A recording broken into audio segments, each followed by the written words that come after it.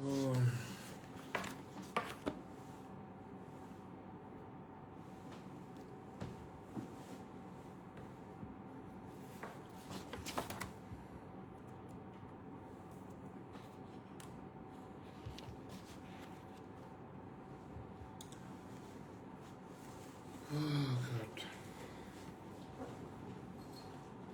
Bonsoir, bonsoir, bonsoir à toutes et à tous. Partagez au maximum et confirmez-moi si le volume est bon pour qu'on puisse commencer l'analyse. Voilà.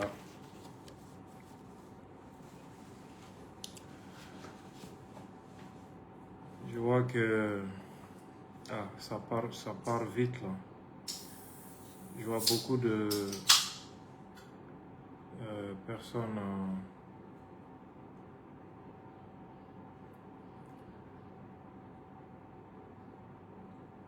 connectées.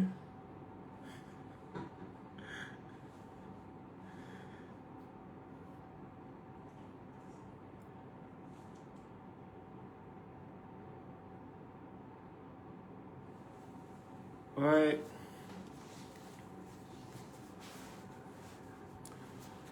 Bonsoir à tous. On est déjà à 350 en direct. Voilà, merci de me confirmer si le volume est acceptable pour qu'on puisse commencer. C'est live très attendu, très important. Bon, bref, j'étais en train de balancer sur le choix de la langue. Mais puisque l'émission est consacrée à la situation au Burkina, mais la thématique concerne des personnes au-delà même du Burkina et même de l'Afrique. Donc pour cette raison, il y a deux raisons qui m'ont amené à penser que cette émission doit être conduite en français. La première raison, au Burkina Faso, on peut atteindre plus de personnes en nous exprimant en français qu'en djoula. Parce que le djoula est largement parlé et compris notamment à Bobo Dioulasso.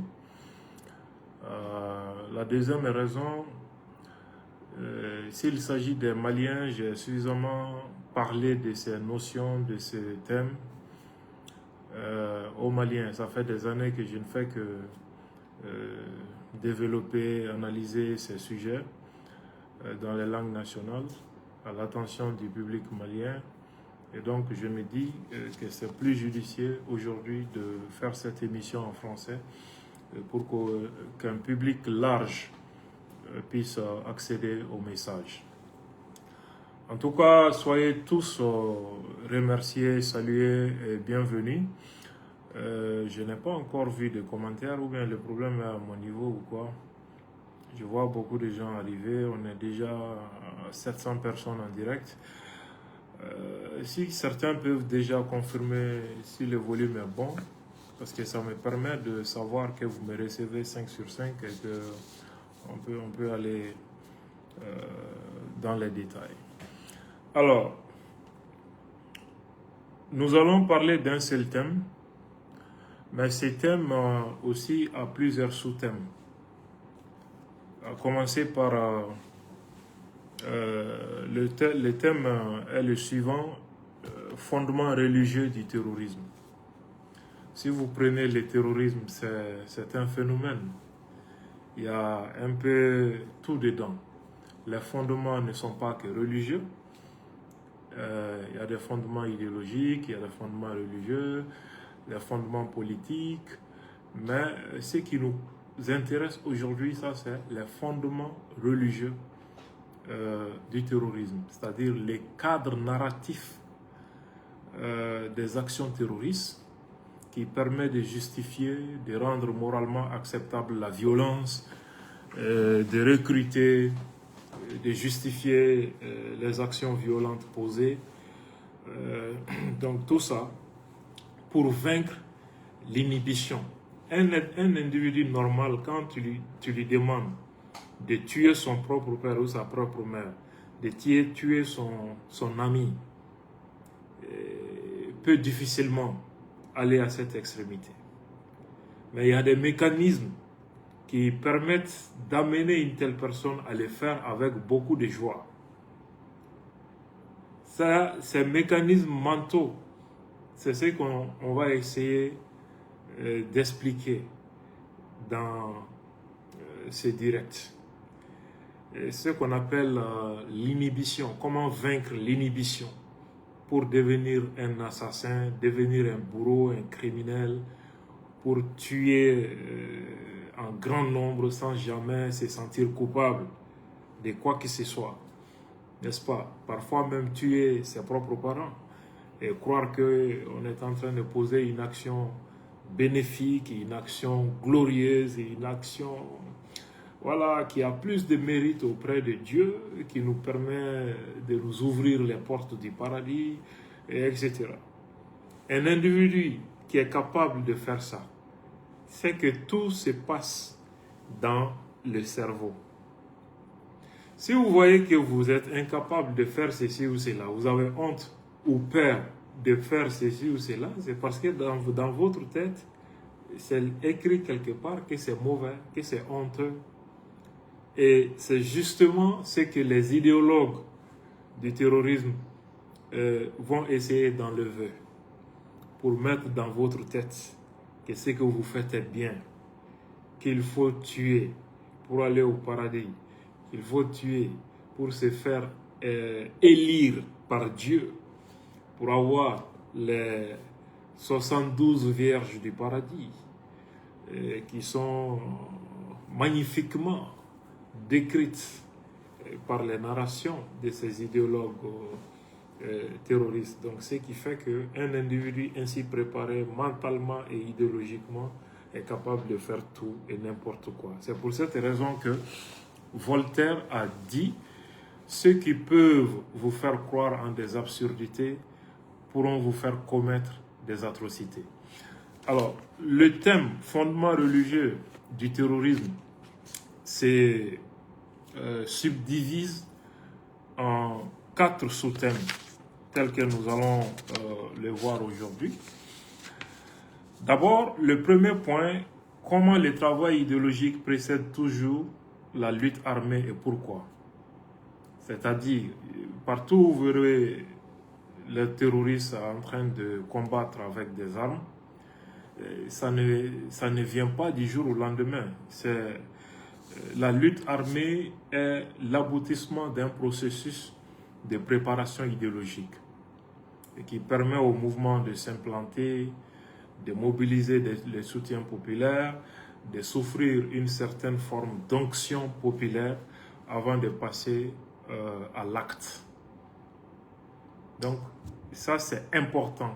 C'est cette première phase du processus d'action terroriste que beaucoup ne connaissent pas. Ils pensent que ça a commencé à partir de la lutte armée, alors que ça c'est une erreur que beaucoup de personnes commettent. Et si vous voyez le jour où les terroristes vont décider de prendre des armes contre un pays, ça trouvait qu'ils ont fait au minimum 20 ans en train de propager l'idéologie et de s'implanter sur les territoires. Deuxième point, nous allons essayer de voir la conception que ces terroristes ont de l'espace et de la victoire. Parfois, nous pensons que nous avons remporté la victoire sur eux, alors que eux, ils n'ont pas la même façon de définir la victoire comme nous. Ils ont leur propre doctrine en la matière. Nous avons notre conception de l'espace. C'est-à-dire pour nous, le territoire du Mali est clairement défini.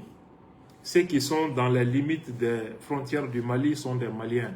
Ils n'ont pas le droit d'aller ailleurs pour aller revendiquer quelques droits que ce soit ou commettre quelques actes que ce soit qui soient contraires à la législation de ce pays. Voilà comment nous avons conçu l'espace, c'est-à-dire l'État-nation. Et chaque autorité politique exerce sa souveraineté dans les limites territoriales internationalement reconnues. Mais pour les terroristes, la réalité est tout autre. Ils ne se reconnaissent pas dans les frontières qui séparent les pays. Ils ont leur propre conception de l'espace. C'est pour cette raison que beaucoup se posent la question, mais pourquoi vous n'êtes pas malien, vous venez tuer les gens au Mali, pourquoi vous n'êtes pas burkinabé, pourquoi vous n'êtes pas nigérien, pourquoi vous n'êtes d'ailleurs pas africain, mais vous venez tuer les gens en Afrique, soit disant que vous faites les djihad. Ils ont leur conception de l'espace que beaucoup de personnes ne voient pas. En plus de ça, nous allons essayer de voir quelle est la vision takfiriste. On a coutume d'entendre les gens dire, voilà, le Mali est un pays 95% musulman, mais pourquoi vous venez faire les djihad ici? Pourquoi vous venez tuer les musulmans alors qu'il y a des mosquées partout? Voilà, les gens se posent des questions comme ça. Ils ne savent pas quelle raison logique et idéologique est derrière ces actions terroristes. Il y a une raison qui fait que une population qui se fait appeler musulmane peut être désignée comme population mécréante par les terroristes. Et ils ont leur justification à travers les interprétations radicales des textes musulmans. C'est cette vision qu'on appelle le takfirisme. Déclarer un musulman comme mécréant pour justifier son assassinat. Donc, nous allons essayer de voir ces différents mécanismes et pour arriver en troisième position au cas de l'interpellation de l'imam Kindo au Burkina Faso, pays des hommes très intègres, dirigé aujourd'hui par les très hauts camarades Ibrahim Traoré, que je salue au passage, et saluer le peuple fier et brave du Burkina Faso. Également saluer le Premier ministre et l'ensemble de son gouvernement au Faso. Nous allons voir pourquoi, parce que beaucoup sont en train de commenter, de juger, d'affirmer, de justifier, de critiquer, sans pour autant savoir qu'est-ce que l'imam a réellement dit qui justifie son interpellation. Il faut s'abstenir de juger avant de savoir. C'est ce que veut la sagesse, c'est ce que veut l'honnêteté. Quatrième point de mon intervention, est-ce que l'islam est réellement combattu dans le monde? Est-ce que l'Occident est réellement contre l'islam qui fait que certains prétendent prendre des armes dans le monde contre l'Occident et ses valeurs pour défendre l'islam et ses valeurs? Donc un choc de civilisation, d'une part entre l'Occident et ses valeurs judéo-chrétiennes, et d'autre part entre le monde arabo-musulman et ses valeurs qui seraient incompatibles avec la modernité et, si vous voulez, avec les valeurs occidentales ou universelles. Ma réponse est oui, l'islam est combattu par l'Occident. Ma réponse est aussi non, l'islam n'est pas combattu par l'Occident. C'est assez paradoxal.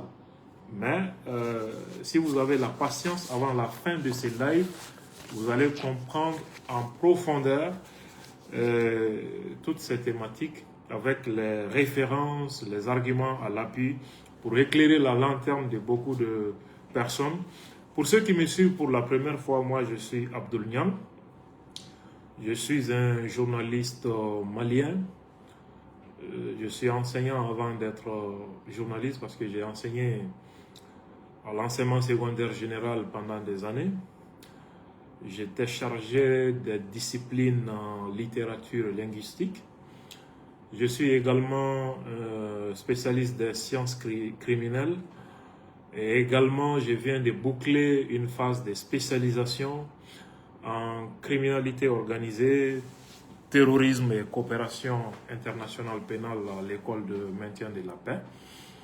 Et voilà, je suis également un cadet dans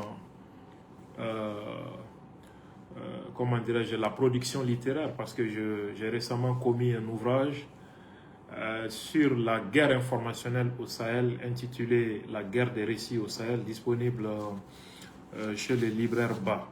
Voilà brièvement ce que je peux dire de ma personne. Alors, essayons maintenant de voir point par point. Donnez-moi juste une seconde.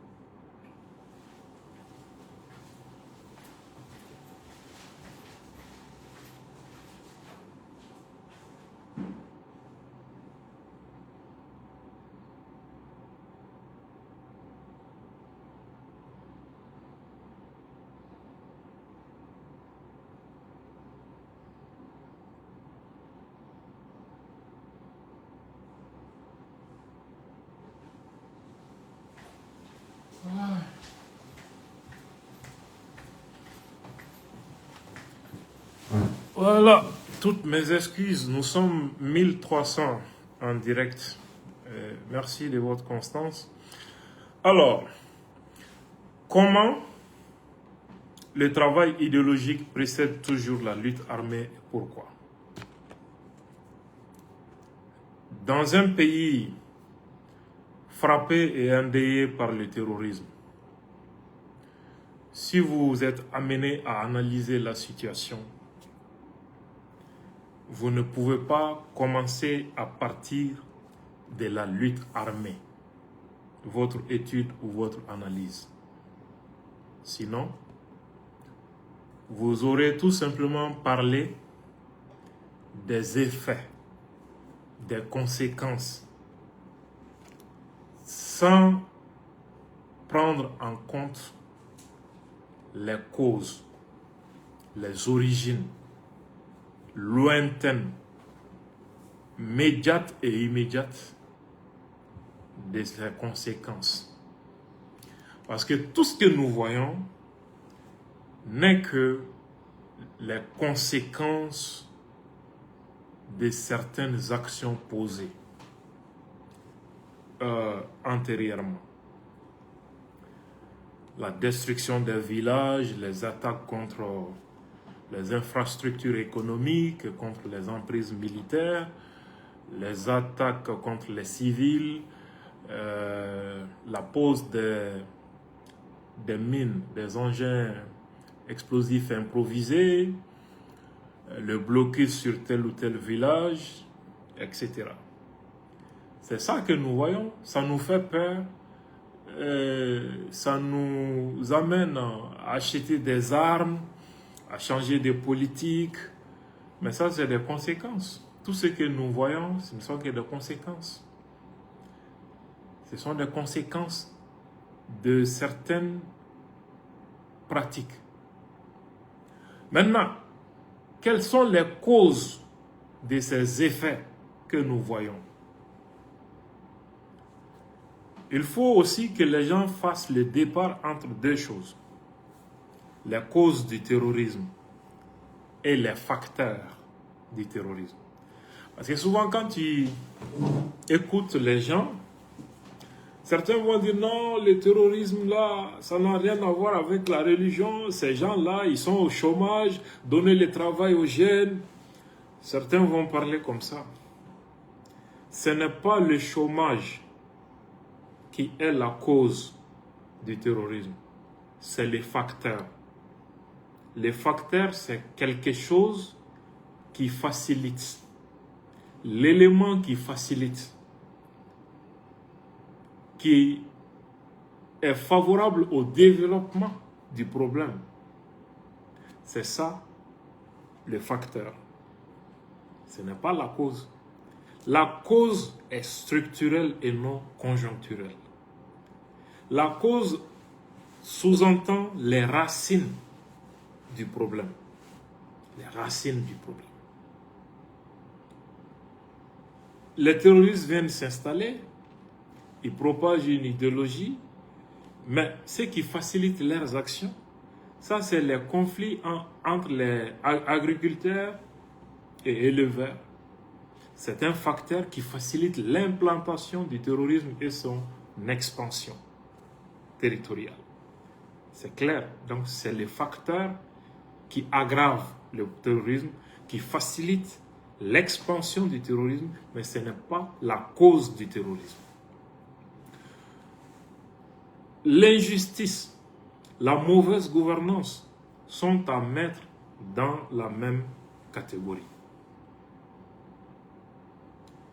Mais quand on prend de manière structurelle les racines du problème, elles sont beaucoup plus profondes que tout ça. L'une des racines du terrorisme, c'est l'idéologie. Il n'y a pas une seule cause, il n'y a pas un seul facteur au terrorisme. Ceux qui ne réduisent le terrorisme qu'à une seule cause, qu'à un seul facteur, auront tout simplement réduit ce phénomène à sa plus simple expression. Pourquoi on parle de phénomène terroriste et non un fait? Parce qu'il y a une différence entre un phénomène et un fait. Le terrorisme est un phénomène et non un fait. Ça veut dire que c'est complexe. C'est une combinaison de plusieurs choses à la fois. Donc ça aussi, c'est à prendre en compte pour cela. Alors, avant que les acteurs armés ne surgissent pour tuer, se faire exploser, crier Allahu Akbar, ça prouve que le terrain était déjà préparé idéologiquement. Vous allez trouver qu'au moins, on a fait 20 ans au moins en train de propager l'idéologie djihadiste.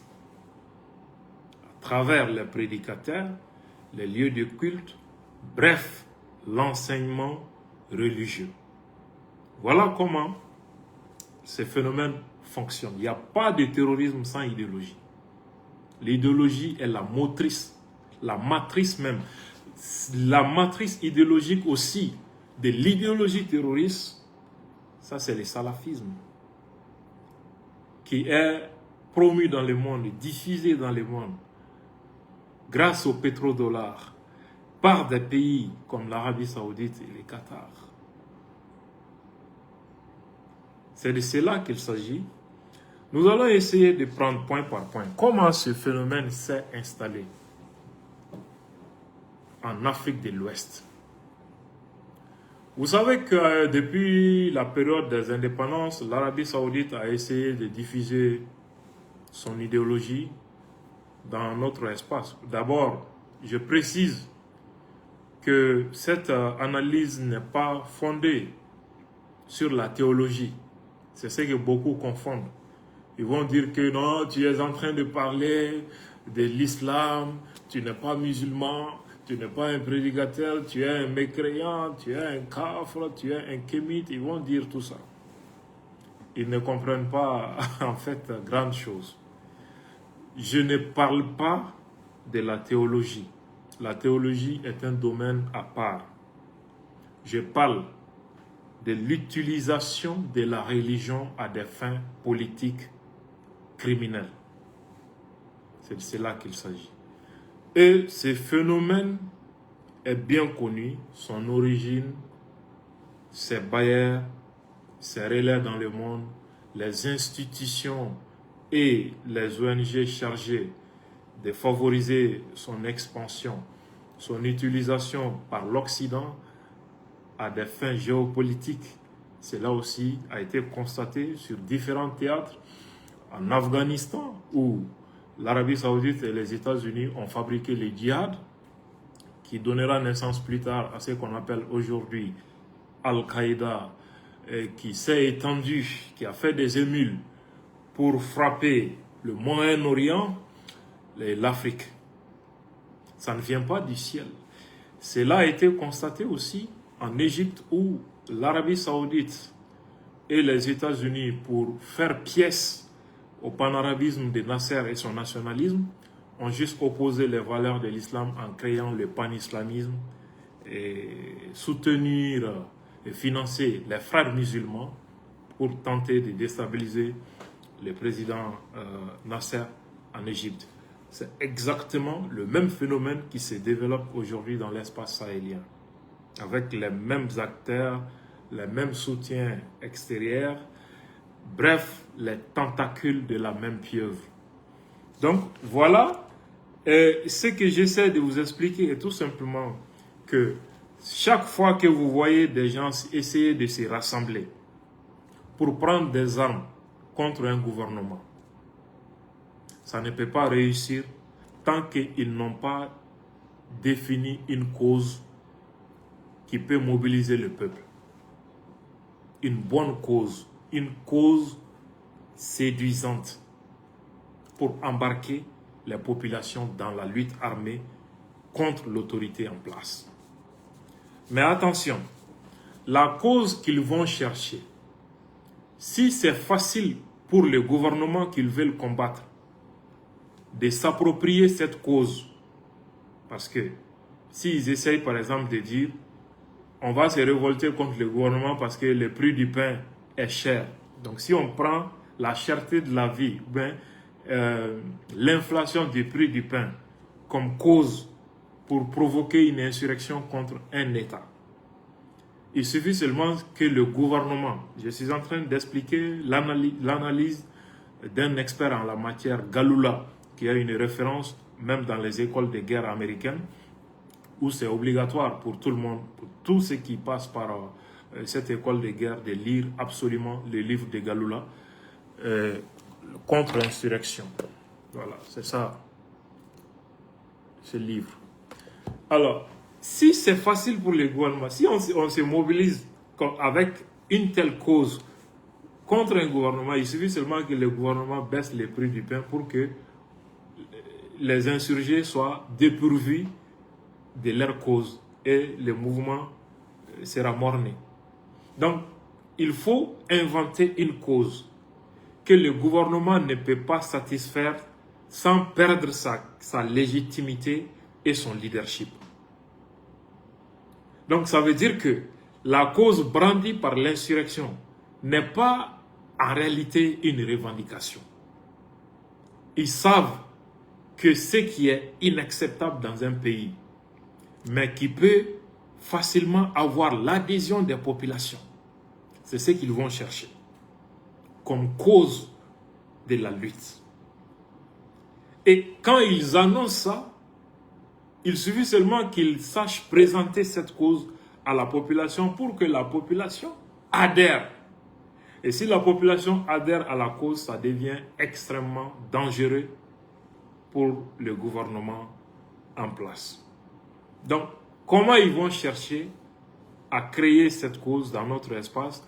C'est à travers la religion. Et dans notre espace, c'est l'islam qu'ils ont cherché comme cause. Tout le monde sait qu'on ne peut pas, ce que ces gens-là revendiquent pour mettre en place dans nos pays, aucun gouvernement ne peut le faire sans perdre toute sa légitimité, sans perdre son leadership et sans prendre les risques de se faire renverser par son armée. C'est cette cause-là qu'ils ont cherché contre les États. Alors que leur vraie intention n'est pas la satisfaction de leur cause. Même si tu les mets au pouvoir, eux-mêmes, ils ne vont pas appliquer ça. Mais ça leur permet de justifier une action. Ça leur permet de s'appuyer sur quelque chose que le gouvernement ne peut pas satisfaire et essayer de mobiliser le peuple pour exiger l'acceptation de cette cause-là.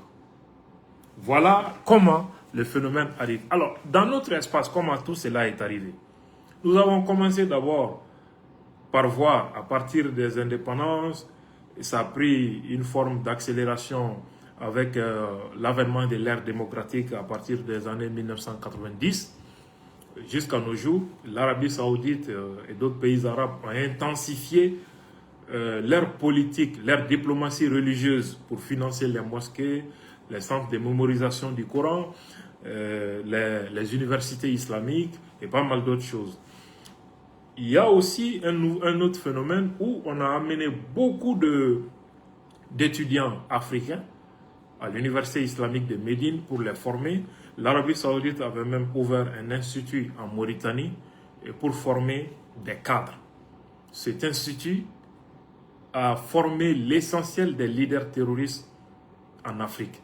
C'est pourquoi, après les attentats du 11 septembre, la Mauritanie a vite fait de fermer cet institut pour ne pas s'attirer la foudre de Washington. Donc, ça, c'est des faits. Vous allez trouver ça dans le livre de Lemin Ould, Histoire secrète du djihad. Les commerçants, ce sont les commerçants qui ont commencé à importer l'idéologie.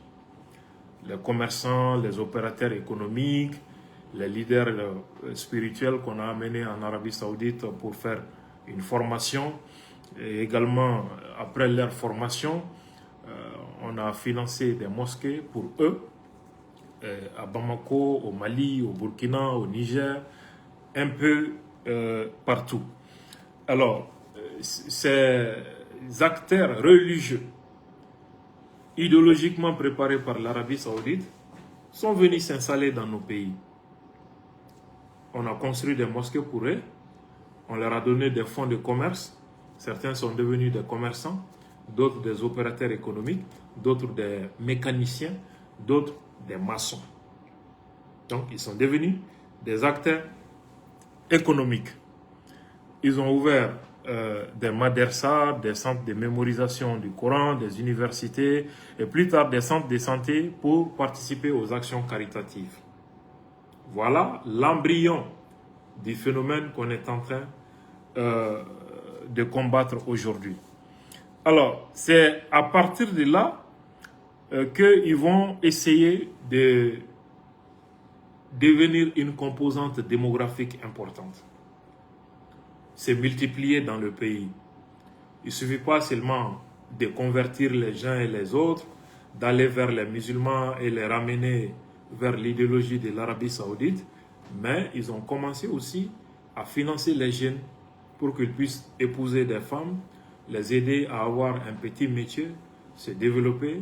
Donc plus les jeunes se marient, plus ils font des enfants, plus ils se multiplient.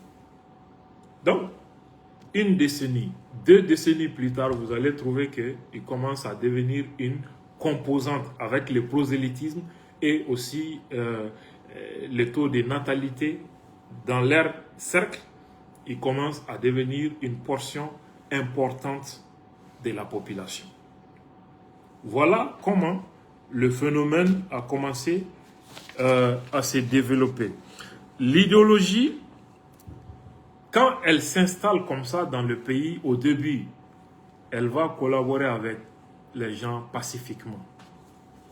Ils vont faire leurs prières, ils sont dans leur mosquée, ils sont dans leur centre d'apprentissage du Coran, et ils ne font pas de prêches violents, ils ne critiquent pas l'autorité, ils n'appellent pas au djihad, rien. Ils vont coexister pacifiquement, mais ils vont appliquer leurs normes à eux-mêmes et leur famille. C'est comme ça que le phénomène va commencer au niveau micro, au sein d'eux-mêmes d'abord. Et donc l'idéologie va essayer de progresser. plus ils deviennent importants en termes de nombre, plus le discours va commencer à changer de ton. Ils vont commencer par dire, bon, ça c'est haram. Ils vont essayer de voir nos cérémonies rituelles, de voir que ça c'est pas bon. Nos façons de prier, ils vont dire que ça c'est pas le bon islam. Il faut vraiment ajouter cela, ton islam. Tu es un musulman, mais il y a quelques défauts dans ton islam. Il faut faire comme ça ne se fait pas comme ça. Et les cérémonies de mariage, de baptême, ils vont essayer de dire, bon, ça aussi, ça c'est haram, il ne faut pas faire ça. Ils vont même, plus ils deviennent importants en nombre, plus les discours montent. Finalement, ils vont essayer de dire que, bon, vraiment, s'ils savent qu'ils sont majoritaires, ou bien l'équilibre est là en termes de supériorité numérique, ils vont carrément commencer à revendiquer des droits. Ils vont commencer par dire, comment se fait-il que dans un pays où il y a tellement de musulmans, les musulmans n'ont pas droit à ça, on n'a pas de temps d'antenne à la chaîne publique, on n'a pas de lieux de prière dans les institutions, on n'a pas de lieux de prière ici, l'école, les élèves vont en congé pendant les fêtes de Noël et de Pâques, mais pourquoi pas pour les fêtes musulmanes, il n'y a pas de congé. Les revendications comme ça vont commencer à surgir.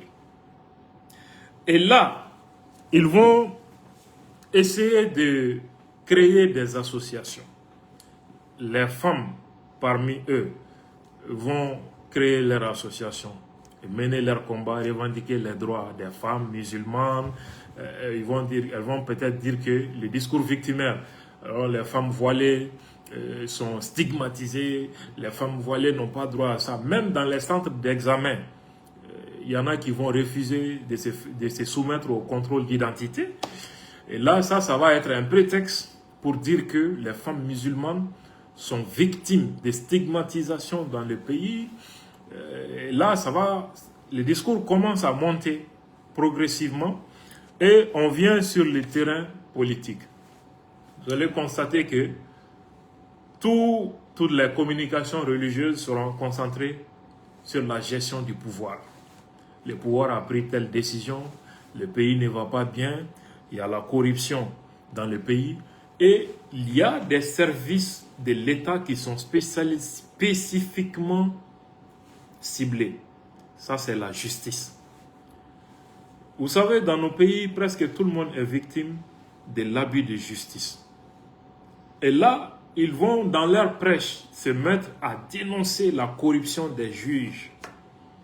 Ça plaît à la population parce que les gens, il y a tellement de victimes des magistrats que ce n'est pas possible. En dénonçant ces abus, les populations naïves applaudissent.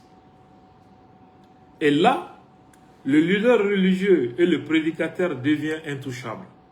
Parce que quand on l'arrête, ça provoque un soulèvement. Les gens vont dire, parce qu'il est en train de soutenir, de dénoncer votre vol et votre corruption, que vous voulez le mettre en prison. Et la formule magique de la population,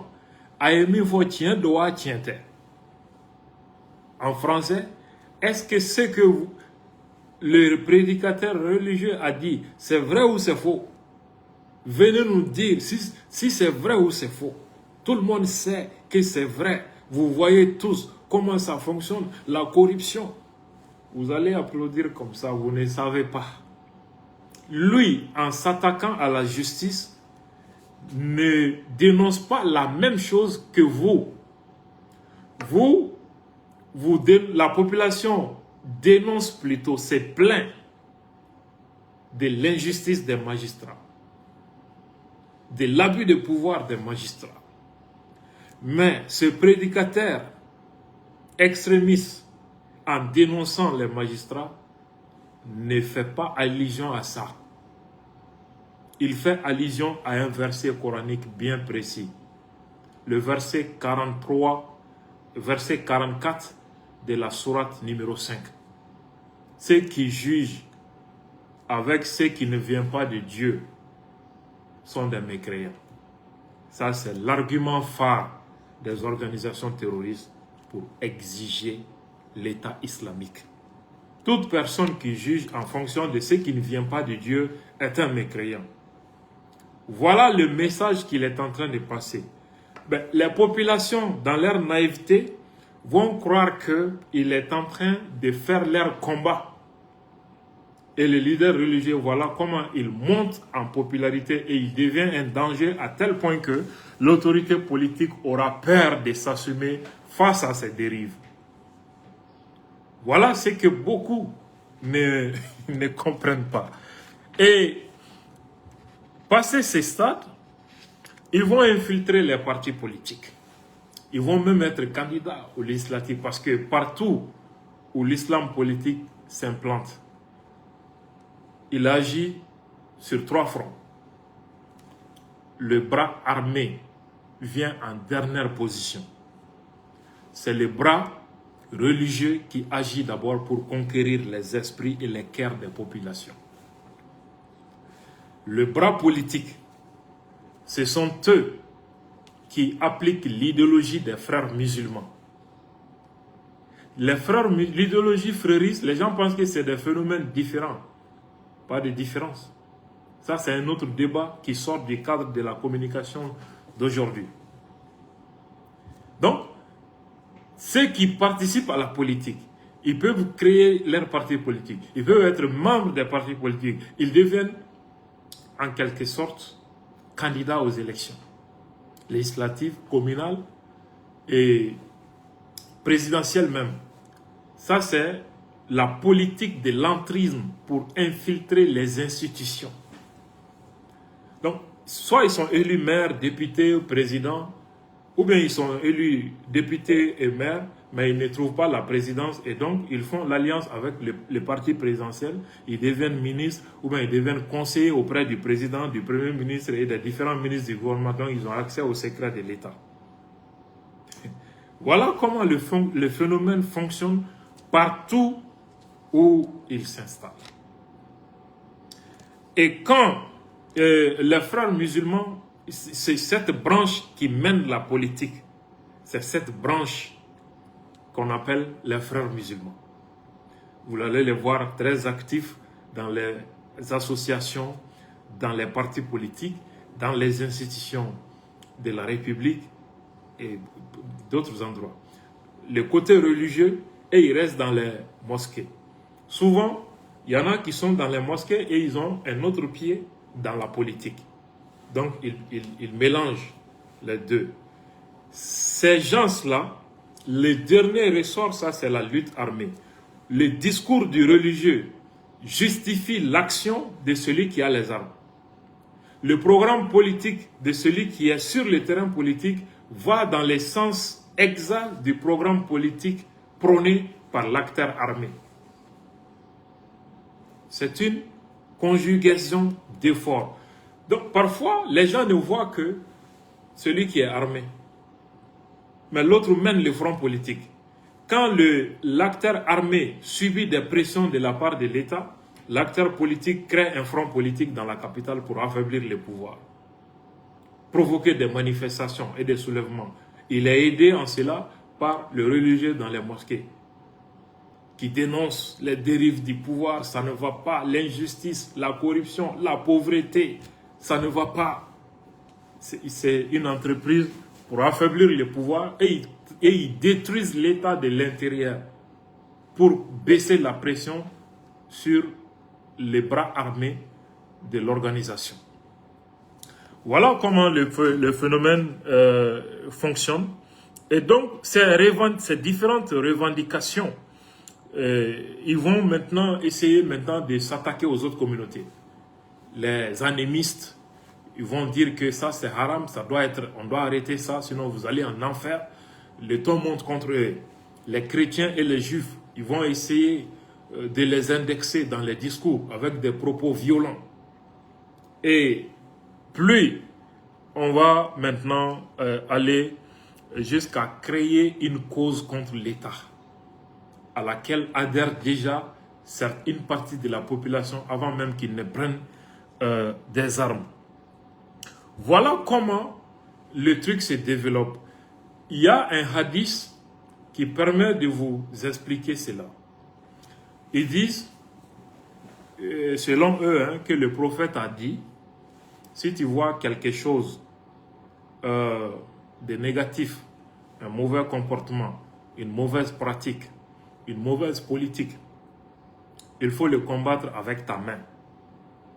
À défaut de cela, il faut le combattre avec ta bouche. À défaut de cela, il faut le combattre avec ton cœur. Là réside toute la stratégie de l'islam politique qui aboutit au terrorisme. Ça explique le processus de cette lutte. Si tu vois un mal, il faut le combattre avec ta main, c'est-à-dire il faut prendre des armes pour combattre. Il faut utiliser de la force pour combattre. Si tu es faible, il faut combattre par la bouche.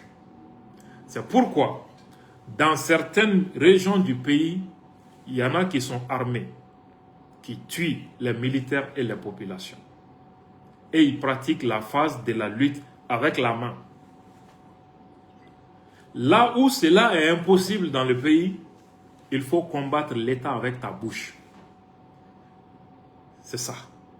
C'est ce qui explique les sermons violents, les propos agressifs contre l'autorité politique, les forces armées, les lois de la République, la démocratie et la laïcité de l'État, et le vivre ensemble. Là où c'est impossible aussi de combattre avec la bouche, il faut les combattre dans ton cœur, c'est-à-dire être parmi eux, mais tu les détestes et tu trouves un moyen de les combattre. C'est ce qu'on appelle la taqiya. Tu caches ton intention pour qu'on ne sache pas qu'est-ce qui est dans ton cœur. Tu fais même semblant d'être d'avis avec l'État, avec les populations, pour avoir leur confiance. Mais tu travailles en dessous pour les détruire. Donc celui qui lutte avec les armes est en train de mener le djihad. Celui qui attaque l'État avec ses prêches, ses sermons, lui aussi est dans le djihad contre l'État, mais avec sa bouche. Celui qui vous déteste dans son cœur aussi est dans le djihad contre vous, mais dans son cœur, parce que l'environnement ne lui permet pas de prendre des armes ni de s'exprimer publiquement. Voilà la stratégie qui sous-tend cette action. Maintenant, venons aux différents cas que nous avons connus. Au Nigeria, le phénomène est né exactement de cette façon. De quelle manière? Mohamed Youssouf, un imam, c'est lui qui a créé Boko Haram, qui est devenu un désastre aujourd'hui pour toute l'Afrique de l'Ouest. Il est parti en Arabie Saoudite faire ses études. À son retour au Nigeria, on l'a aidé à financer des mosquées et des médersas. Il s'est installé dans une zone musulmane où il y a la pauvreté, il y a d'autres facteurs négatifs pour l'État. Et il a commencé à dire que tout est haram, tout est interdit. Toutes les valeurs occidentales que nous avons chez nous sont haram. Il faut l'islam. Il a commencé à prêcher. Il a commencé à dénoncer l'abus des magistrats, la corruption, la pauvreté. Donc il a eu des adhérents. À tel point que même les partis politiques pactisaient avec lui pour les campagnes électorales et autres. En 2009, quand l'autorité du Nigeria va se rendre compte que c'est dangereux maintenant, ils ont décidé de l'arrêter, mais c'était trop tard. Ils l'ont arrêté, il y a eu beaucoup de massacres et la lutte armée a suivi avec ses disciples Aboubakar Shekau. C'est Aboubacar Shekau aussi a été formé à l'Institut saoudien qui se trouve en Mauritanie. Après les attentats du 11 septembre, la Mauritanie avait fermé l'institut par peur, parce qu'ils savent que c'est un institut d'endoctrinement pour fabriquer, une usine de fabrique des terroristes. Quelques années après, ils ont relancé les activités de l'institut. Au Nigeria toujours, je crois que ça doit être en 2013, il y avait un autre prédicateur religieux très très influent qu'on appelle Ibrahim Zakzaki, je pense. Quand l'autorité a soupçonné qu'il y avait un lien entre lui et Hezbollah, directement ils ont décidé, parce qu'ils ont en esprit les cas de Mohamed Youssouf qui a engendré Boko Haram, ils ont décidé de l'arrêter.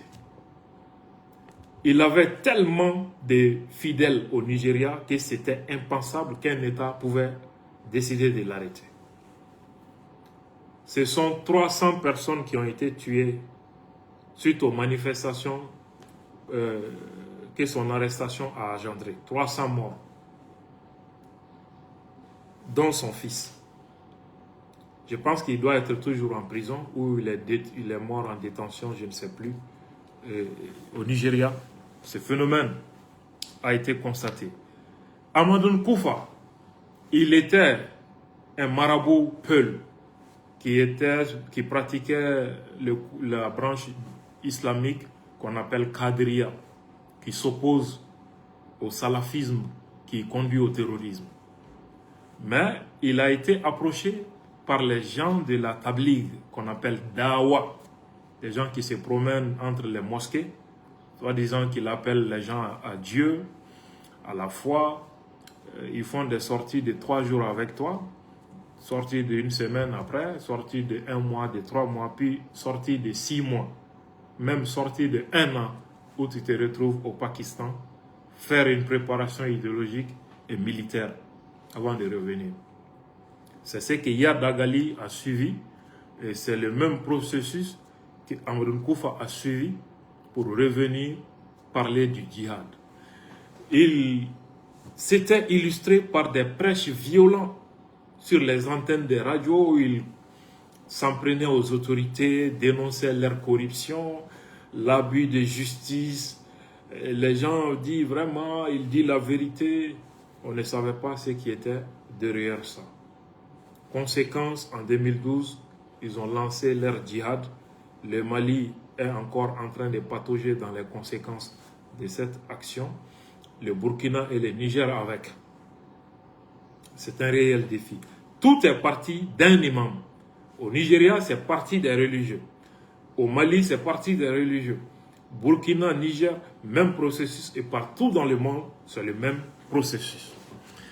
Alors, nous avons au Burkina le cas des Zakzaki. Ibrahim Malam Diko, qui est aussi parti étudier à l'université islamique de Médine avant de revenir prêcher l'islam radical, drainer des talibés et rejoindre en 2015 Amadou Koufa pour lancer Ansarul Islam au Burkina Faso, qui fait partie aujourd'hui de ce qu'on appelle le JNIM, Jamaat al-Nusra al-Islam ou al-Muslimin. Donc, voilà des cas. Le dernier exemple que je vais citer à ce propos est l'exemple du cheikh aveugle, que les gens appellent de son vrai nom Omar Abdelrahman, né en 1938, décédé en 2017. C'est un prédicateur égyptien. Son sermon, l'enregistrement, vous voyez dans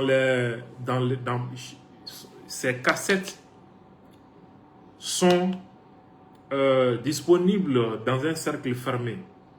Beaucoup d'imams radicaux dans nos pays ont ces cassettes-là. Si tu ne fais pas attention de faire écouter ces enregistrements aux gens, au bout de 1 mois, 2 mois, ils deviennent des terroristes. C'est pourquoi ce chèque aveugle est une référence morale pour toutes les organisations terroristes du monde, à cause de ces discours violents qui justifient l'usage de la violence contre les gouvernements, qui justifient les djihad, etc. Le mufti de Al-Qaïda, Abu Hafs, qui est le numéro 3 de Al-Qaïda international, c'est un Mauritanien. Il réside aujourd'hui en Mauritanie. Il a fait des prisons en Iran. Après, comment dirais-je, après la chute du pouvoir des talibans et l'opération américaine, il est entré clandestinement en Iran, où il a été fait prisonnier avec les Zarqawi et autres. Ils étaient tous en prison. Aujourd'hui, il est en Mauritanie et tenez-vous bien, dans les quartiers présidentiels, même quartier que les ambassadeurs, et il priait dans la même mosquée d'ailleurs que les patrons des services secrets de la Mauritanie, Abu Hafs. Donc, lui aussi a été influencé par les sermons de ce cheikh aveugle que je viens de citer. Et donc, il a d'ailleurs dit que c'est un devoir pour les musulmans de combattre les gouvernements qui ne pratiquent pas l'islam. Donc, c'est lui qui est l'auteur de ces différents propos. Il a été utilisé par les Américains, la CIA, contre Nasser. Et après, il s'est exilé où, vous le savez? Aux États-Unis. Il s'est exilé là-bas. Avec l'aide de qui? La CIA, qui lui a donné les visas et non l'ambassade des États-Unis.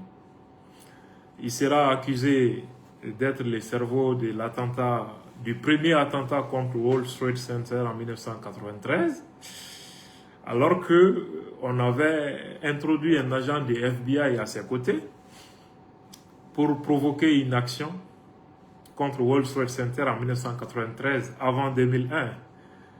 Après, il a été condamné, puis il est décédé en 2017. Ça, c'est une autre histoire qui sort du cadre de cette explication. Alors, venons-en maintenant à la conception de ces terroristes, de l'espace et de la victoire. Nous sommes en train de les tuer. Nos armées sont en train de les massacrer tous les jours. Mais les gens disent non, mais pourquoi on est en train de les tuer au Mali, au Niger, au Burkina, ça ne finit pas. Tu vas les voir encore en or. Comment vous voulez que ça finisse? De vous à moi, comment vous voulez que ça finisse? C'est pas possible. On achète combien de Coca-Cola dans les épiceries, dans les boutiques par jour, dans les alimentations par jour? C'est des milliers. Au Mali, c'est des milliers. Au Burkina, c'est des milliers. Dans le monde, n'en parlons pas. Mais est-ce que ça finit? Ça ne finit pas. On achète combien de bières, on consomme combien de bouteilles de bière par jour dans le monde? Est-ce que ça finit? Ça ne finit. Pourquoi ça ne finit pas? Parce qu'il y a l'usine qui continue de fonctionner. Mais il faut aller fermer l'usine et attendre 3 mois. Tu vas voir les gens, les consommateurs vont commencer à crier pour dire qu'il n'y en a pas, il y a pénurie de Coca-Cola, il y a pénurie de bière, il y a pénurie de cigarettes, on ne trouve pas. Et si l'usine n'ouvre pas au bout d'1 an, ça sera fini pour cette histoire. Ben, c'est exactement de la même façon que le terrorisme. On est en train de nous attaquer aux produits qui sont vendus au marché. Mais on oublie que l'usine est en train de tourner en plein régime. Vous les tuez dans les forêts, l'usine est dans la capitale en train de fabriquer. Comment vous voulez que ça finisse? Partout où le terrorisme s'installe, c'est ce que beaucoup ne voient pas. Ceux qui sont armés ne sont que la partie visible de l'iceberg, la partie insignifiante.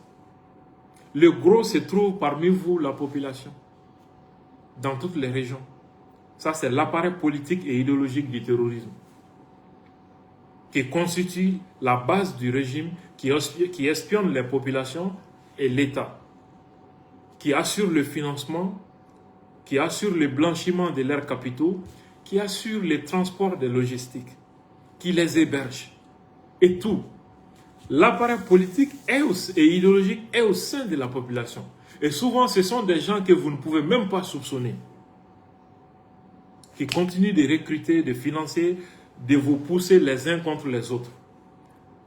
D'amener, parce que souvent ils sont dans les institutions, souvent dans la justice, souvent dans l'armée, souvent même dans les services secrets, qui font prendre l'État des décisions négatives, etc. Et donc, nous pensons qu'en les massacrant, ça c'est une victoire. Mais pour les terroristes, c'est le fait que, malgré ces massacres, malgré les pressions militaires, ils continuent de résister. Ils continuent de donner des coups. C'est ça la victoire pour eux. Mais pour nous, la victoire se mesure au nombre de terroristes massacrés ou au nombre de terroristes faits prisonniers. Mais pour eux, la victoire, c'est malgré ces pressions, malgré ces pertes, de continuer à résister et de donner des coups. C'est ça la victoire pour eux. Donc, on n'a pas la même conception de la victoire. Deuxièmement, notre conception de l'espace aussi ne sont pas les mêmes. Pour eux, pour nous par exemple, le monde est fait de continents et de pays. Le Mali, le Burkina, le Niger, l'Arabie Saoudite, la France, les États-Unis. Et chaque pays a ses frontières, ses populations. Pour eux, ces frontières-là, ce sont les mécréants qui ont fait ces frontières, notamment les Occidentaux qui ont fait ces frontières pour diviser la Oumma islamique. La Oumma, c'est la communauté islamique dans le monde. Et donc le combat, c'est de détruire ces frontières artificiellement créées par les hommes, pour que l'ensemble de la terre qui appartient à Dieu soit soumis aux lois de Dieu. Donc, ils ne reconnaissent pas les États-nations. Ils ne se reconnaissent pas dans les drapeaux de nos pays, dans nos hymnes nationaux, dans notre constitution. Pour eux, leur constitution, c'est le Coran. Leur territoire, c'est le monde qui appartient à Dieu. C'est pourquoi vous verrez les Afghans au Mali, les Maliens en Afghanistan, les Saoudiens en Syrie, soi-disant pour faire le djihad. Et donc pour eux, la corruption qui règne sur la terre doit être lavée par l'imposition de la loi divine pour gouverner l'ensemble du territoire du monde. Et dans leur conception de l'espace, la terre est composée de deux parties. Dar al-Islam, la maison de la paix, la maison de l'islam. Pour eux, ça c'est l'Arabie Saoudite, où la loi de Dieu est appliquée. Là-bas, on ne doit pas faire la guerre, on ne doit pas faire la violence. Là-bas, c'est la maison de Dieu, la maison de la paix, Dar al-Islam. Les autres pays ou espaces terrestres sont appelés Dar al-Harb, c'est-à-dire la maison de la guerre, où la loi de Dieu n'est pas appliquée. Là, la guerre est autorisée, la violence, le viol, le vol, le mensonge, tout est autorisé à condition que ça permette d'obliger les gens à accepter la charia. Voilà comment ils conçoivent l'espace, c'est ce qui est leur conception de l'espace. Venons-en maintenant à la doctrine takfiriste. Toutes ces organisations terroristes, vous ne les verrez jamais dans un pays chrétien ou communiste. Ils sont plutôt dans les pays musulmans. 99% des victimes du terrorisme sont des musulmans. Ben les gens vont dire, mais pourquoi? Le Mali avec Tombouctou et Djenné, le Mali qui a accepté l'islam depuis le 1er siècle de la naissance de cette religion, le Mali où 95% de la population est musulmane, mais comment se fait-il que on vient faire les djihad dans un tel pays avec autant de mosquées. Ce que vous ne savez pas est que l'Arabie Saoudite a développé une idéologie qu'on appelle le takfirisme. Ça veut dire quoi? L'islam qu'on est en train de pratiquer n'est pas le bon islam. Il y a beaucoup de shirk dedans, beaucoup d'adoration des saints, beaucoup d'adoration sous forme satanique et autres que nous avons. Donc ils pensent que ça, c'est pas un bon islam, c'est un islam corrompu, dénaturé, que nous devons abandonner pour venir maintenant au vrai islam que eux ils sont en train de prôner. Donc pour eux, nous avons abandonné l'islam. C'est-à-dire pour nous, eux, nous sommes des mécréants. Tous ceux qui n'adhèrent pas au salafisme diffusé dans le monde par l'Arabie Saoudite sont des mécréants. Or, en l'islam, la tradition veut que quand un musulman quitte la religion, qu'il soit tué. Comment ils vont justifier moralement les massacres contre les musulmans? Ils vont tout simplement dire qu'ils ne sont pas des musulmans. Ils ont abandonné l'islam. L'apostasie. Or, cela contredit d'ailleurs le Coran. Dans le Coran, sourate numéro 5, si je ne me trompe pas, verset 54, c'est pas ce que Dieu dit. Dieu dit que si quelqu'un apostasie de sa religion, Dieu le remplacera par d'autres personnes beaucoup plus croyantes. Mais dans leur interprétation, ils disent non, si tu quittes l'islam, Dieu dit de te tuer. Et donc pour justifier les massacres contre les musulmans, contre les dirigeants musulmans, contre même toute une population musulmane, ils vont tout simplement dire qu'ils pratiquent une religion qui n'est pas le vrai islam. Donc, ils ont quitté l'islam. Donc, s'ils ont quitté l'islam, on doit les tuer. Ou bien ils vont dire, non, les dirigeants de ces pays-là adoptent la laïcité et la démocratie et les populations sont en train de les soutenir dans ça.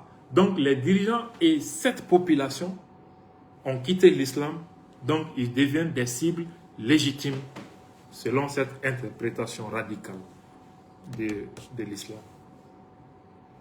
Voilà pourquoi on a du mal souvent à comprendre leur truc. Quelles sont les caractéristiques de cette vision takfiriste que je suis en train d'expliquer? C'est d'abord le rejet des autorités religieuses traditionnelles. Tous les courants islamiques sont désignés par l'idéologie des terroristes comme des mécréants. Et ça, c'est l'idéologie qui vient de l'Arabie Saoudite qui considère tous les autres courants de l'islam comme des mécréants. Il y a la tendance à considérer les sociétés musulmanes actuelles comme impies, je viens de l'expliquer, et la justification de la violence contre ceux qu'ils déclarent comme apostats. Voilà les caractéristiques de ce truc-là. Maintenant, pour venir à l'interpellation de l'imam Kindo au Burkina Faso, pays des hommes très très intègres, cette fois-ci, vous avez tous été témoins. Cette fois-ci, ce sont eux qui sont venus vers nous. Ils sont venus vers nous, nous provoquer, juste dans notre sanctuaire. Et nous étions en position de légitime défense. Qu'est-ce qui s'est passé? Le gouvernement du Burkina Faso, soucieux de préserver l'ordre public, le vivre ensemble, a tout simplement édicté certaines mesures. Si vous voulez prier dans les institutions, dans les services publics, il n'y a pas de problème. Faites ta prière. Mais le fait de venir ériger des salles de prière dans les services publics et les institutions, ça là, on ne veut plus de ça. Parce que si les musulmans vont aménager une salle de prière, les chrétiens aussi vont dire que bon, les protestants vont dire que bon, le révérend pasteur aussi doit avoir une place derrière pour officier le culte de dimanche. Le prêtre catholique va dire bon, si c'est comme ça, nous aussi, notre religion là est très importante pour nous. Hein. On va trouver dans le ministère un autre bureau où vraiment on va dérouler la messe. Alléluia, amen. Les traditionalistes aussi vont dire que, apparemment, nous, on n'est pas maudits. Hein. Il faut aménager un autre bureau pour nous aussi, pour qu'on amène les fétiches contre Anisane. Comme on le dit, Makele, Dambakele. Enfin, nous aussi, on va venir faire notre culte là-bas. Finalement, on aura quel pays? On aura quelle institution? Quel service? Où est le mal dans ça? Si, il y a un mal pour ceux qui sont sur l'idéologie de l'Arabie Saoudite, qui pensent que aucune autre forme de croyance ne doit être acceptée, sauf la leur, qui doit s'imposer obligatoirement à tout le monde, et tout le monde est obligé de faire comme eux ils veulent. C'est ça l'extrémisme violent. Et directement, au lieu d'aller dire dans les prêches exactement comme ça s'est passé, leur spécialité, ils prennent les faits et les propos, ils les déforment pour inciter une masse d'ignorants à la violence et à la haine. Ils vont dire que le gouvernement veut combattre l'islam, le gouvernement est contre les musulmans, le gouvernement est kémite, le gouvernement est animiste, le gouvernement est communiste. Ils veulent détruire l'islam. Les discours victimaires, c'est des slogans de mobilisation contre l'autorité légitime. Même combat que les organisations terroristes. Dans cet élan, l'imam Kindo a tenu des propos que j'ai fait traduire. Il s'est exprimé en moré. J'ai fait traduire ça par plusieurs personnes différentes pour aboutir à la même traduction. Écoutez attentivement avec moi ce que le monsieur il avait dit avant qu'on commence à condamner ou bien à le défendre. À toutes les autorités qui légifèrent pour interdire les lieux de culte dans les services publics et institutions, si vous ne prenez garde, vous connaîtrez le même sort que Abu Jahl. Donc, si les autorités ne les laissent pas ériger des salles de prière dans les services publics et les institutions, les autorités du Burkina vont terminer comme Abu Jahl a terminé. Qui est Abu Jahl? Abu Jahl est tout simplement un parent du prophète qui n'a jamais voulu suivre la religion du prophète parce qu'il est un Quraysh de la Mecque qui ont refusé d'adhérer à l'islam. Donc, ils étaient des mécréants. Abu Jahl était l'un des principaux opposants à l'islam. Il a été tué par des jeunes garçons pendant la bataille de Badr, la première grande bataille que l'islam a livrée contre les mécréants. Donc, il a été tué par des moins que rien, de manière tragique pendant la guerre. Et donc, l'imam Kindo compare le sort des autorités du Burkina à celui de Abu Jahl. Qu'est-ce qu'il veut dire par analyse inférée? Tout simplement que si les autorités du Burkina Faso n'abandonnent pas ce projet de loi, elles finiront de manière tragique comme Abu Jahl a fini. Voilà le message. Et écoutez le reste de ses propos. Parler du vivre ensemble et de la cohésion sociale n'est pas un problème. Mais qu'est-ce qui est derrière ces discours?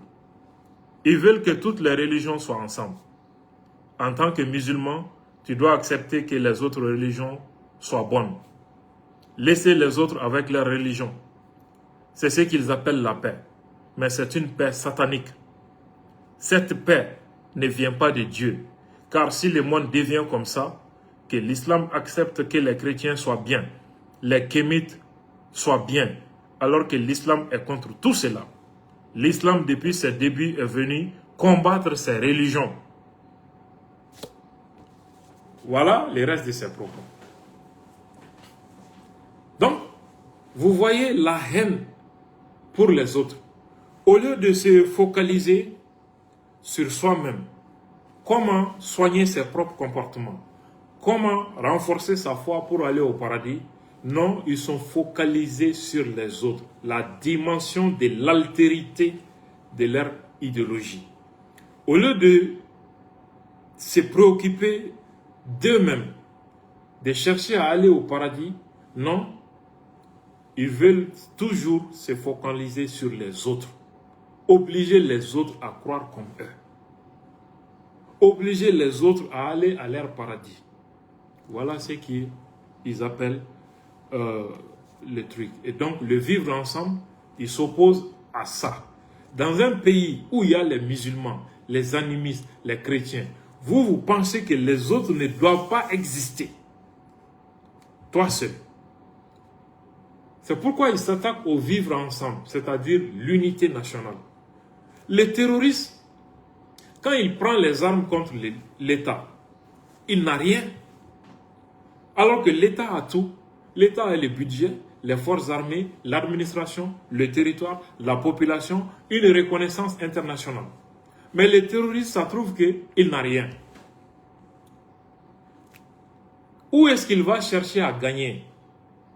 Il faut qu'il s'attaque à l'unité nationale pour ramener une partie de la population de son côté. Il faut qu'il cherche à discréditer l'État, affaiblir l'État pour avoir la population avec lui. Cela lui permet d'avoir un financement, d'avoir un couvert, c'est-à-dire c'est caché parmi la population. Ça lui permet d'avoir un avantage stratégique sur l'État. Et progressivement, il devient une force militaire, sociale, politique. Si l'État ne fait pas attention, ils parviendront à renverser l'État un jour, comme vous voyez en Afghanistan et en Syrie. Pourtant, au début, ils n'avaient rien alors que l'État avait tout.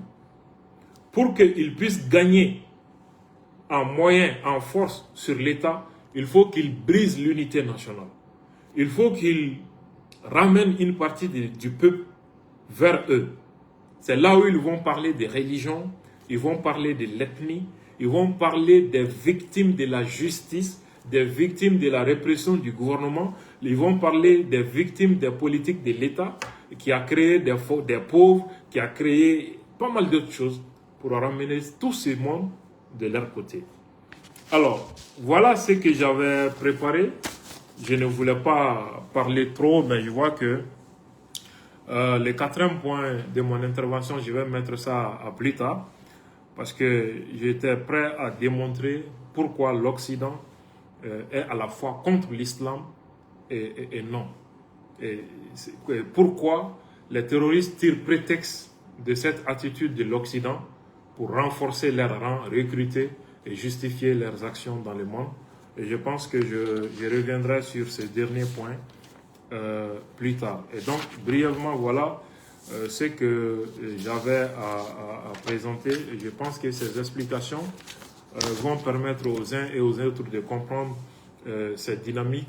Et ce que je conseille à l'État du Burkina Faso, je pense que ce qui est arrivé au Mali est déjà devenu une leçon pour tout le monde.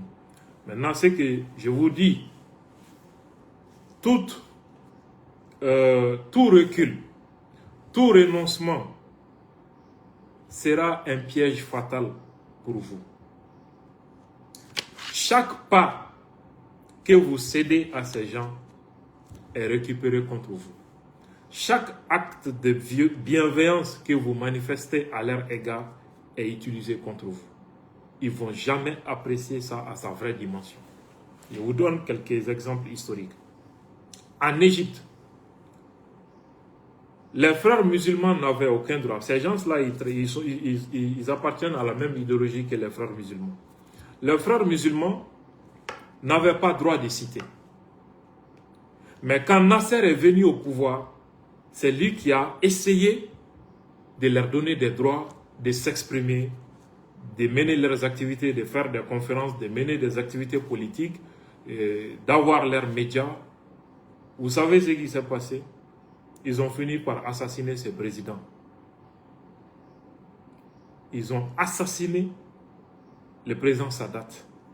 Je crois en 1982, si je ne me trompe pas de la date. Deuxième exemple. Les pères de Bachar, ils disent qu'il a tué toute une région de la Syrie. Ils ne savent pas comment c'est arrivé. Quand le père de Bachar était venu, Hafez al-Assad, il avait commencé, ces islamistes, il avait commencé à leur donner des libertés, des droits qu'ils n'avaient pas. Ils ont profité de cela pour assassiner un ministre. Il ne faut pas croire que l'idée qu'ils ont dans la tête qu'ils pourront aimer quelqu'un qui n'est pas comme eux. Ce n'est pas possible. Chaque acte de bienveillance que tu manifestes à leur égard est utilisé contre toi. Et ils vont toujours tenter, ils gardent toujours l'espoir de pouvoir t'éliminer un jour. Même Bachar avait fait une ouverture en les nommant même à des postes stratégiques, en acceptant la liberté syndicale, la liberté politique, la liberté de presse, même les débats houlés à l'Assemblée nationale. Ils ont profité de cette ouverture faite par Bachar pour tenter de renverser le pouvoir. C'est pourquoi Bachar a durci les tons à leur égard. C'est comme ça. Je verrai quand même apporter un petit bémol avant de sortir de ce direct. Il ne faut pas confondre aussi tous les sunnites aux terroristes. Parce qu'il y a beaucoup de personnes qui ont la même foi, la même idéologie que ces gens-là. Mais eux ne se reconnaissent pas dans le terrorisme et la violence. Au contraire, ils les condamnent. Donc, il ne faut pas mettre tout le monde dans les sacs. Je suis en train de parler de l'idéologie et les mécanismes qui conduisent de l'idéologie au terrorisme. Mais je ne suis pas en train de parler des adeptes, de tous les adeptes de cette idéologie. Il y en a parmi eux qui sont pacifistes. Il y en a aussi parmi eux qui sont dans la lutte armée. Même ceux qui sont pacifistes ne trouvent pas toujours condamnables les fondements de leurs actions. Ils vont dire que non, la manière de faire n'est pas bien, mais ce qu'ils disent est incontestable. C'est comme ça qu'ils vont dire. Donc, il ne faut pas mettre tout le monde dans les mêmes sacs, il ne faut pas généraliser, il faut toujours relativiser. Donc, c'est ce que j'avais à vous dire. Et salutations fraternelles à tous et à tous. Inch'Allah, si j'ai le temps avant la fin de cette semaine, je reviens compléter cette émission. Merci de votre patience, de votre constante fidélité et on se dit à